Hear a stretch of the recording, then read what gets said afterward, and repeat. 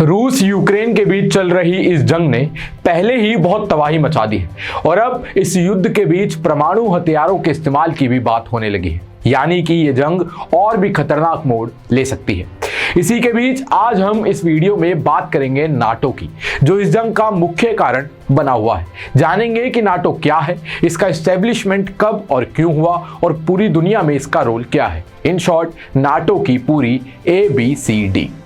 सबसे पहले बात करते हैं कि आखिर क्या है नाटो। नाटो का पूरा नाम नॉर्थ अटलांटिक ट्रीटी ऑर्गेनाइजेशन है। ये यूरोप और नॉर्थ अमेरिका कंट्रीज का एक मिलिट्री एंड पॉलिटिकल अलायंस है। नाटो की एस्टेब्लिशमेंट 4 अप्रैल 1949 को हुई थी। इसका हेडक्वार्टर बेल्जियम के ब्रसेल्स में है।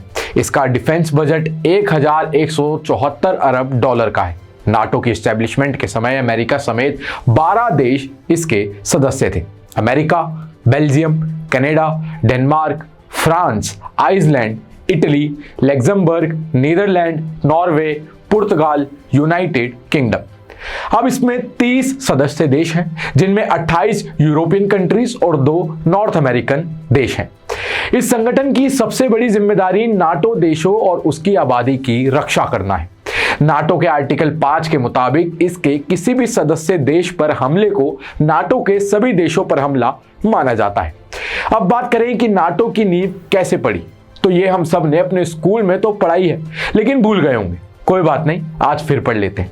सेकेंड वर्ल्ड वॉर के बाद सोवियत संघ और अमेरिका 2 सबसे बड़ी ताकत बनकर उभरे थे, जो दुनिया पर अपना दबदबा कायम करना चाहते थे। इससे अमेरिका और सोवियत संघ के संबंध बिगड़ने लगे और उनके बीच कोल्ड वॉर शुरू हो गई।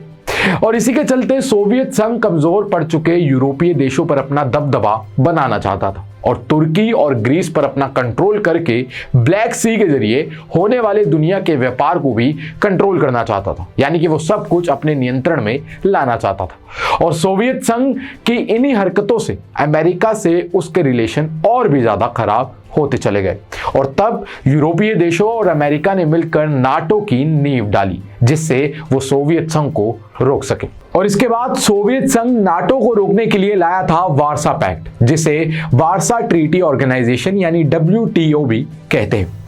ये 8 देशों अल्बानिया, बुल्गारिया, चेकोस्लोवाकिया, पूर्वी जर्मनी, हंगरी, पोलैंड, रोमानिया के बीच हुआ था। बाद में सोवियत संघ के विघटन के बाद 1 जुलाई 1991 को वार्सा पैक्ट खत्म हो गया था और उसके बाद से नाटो अपना विस्तार करता चला गया। जहां स्टार्टिंग में इसमें सिर्फ 12 देश थे, वहीं अब इसमें 30 देश शामिल हो गए हैं। जो लास्ट देश इसमें ऐड हुआ था वो था नॉर्थ मैसेडोनिया, जो 2020 में जुड़ा था। अब बात करें कि क्या है नाटो का बजट और उसकी सेना। नाटो के पास अपनी सेना तो करीब 20,000 ही है, लेकिन उसके सभी सदस्यों की सेना को मिलाकर उसके पास 30 लाख से ज्यादा एक्टिव सैनिक हैं।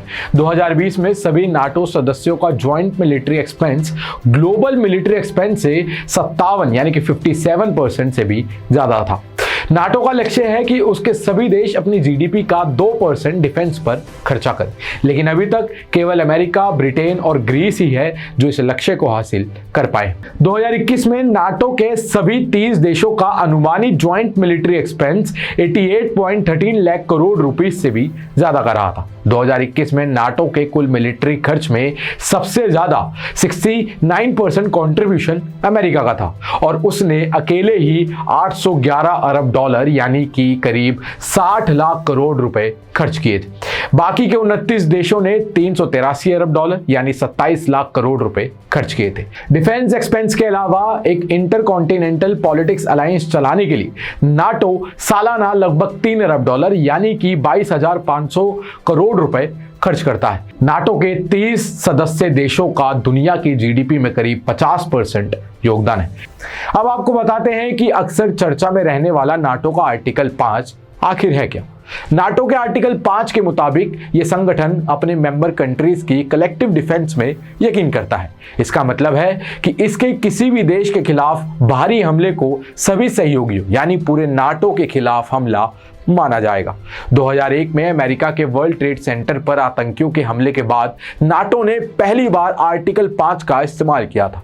इसके तहत अफगानिस्तान में आतंकियों और तालिबान के खिलाफ नाटो देशों के सैनिकों ने मिलकर कार्रवाई की थी।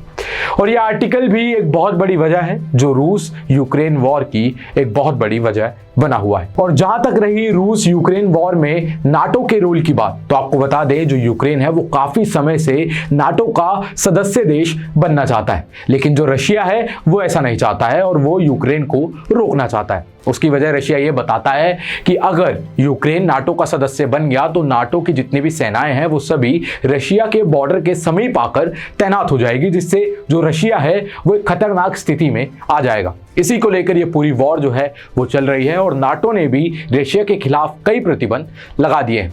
बाकी इस मामले को अच्छे से जानने के लिए आप ऊपर दिए गए आई बटन पर क्लिक करके हमारी वीडियो को देख सकते हैं। तो ये तो थी नाटो की पूरी कहानी कि वो कब बना, कैसे बना और क्यों बना और इस वॉर में उसका क्या रोल है। ऐसे ही इंफॉर्मेटिव वीडियोस को देखने के लिए देखते रहें ग्लोबल नाउ 24/7। वीडियो को लाइक करें, शेयर करें और चैनल को सब्सक्राइब करना ना भूलें। मैं तुषार, धन्यवाद।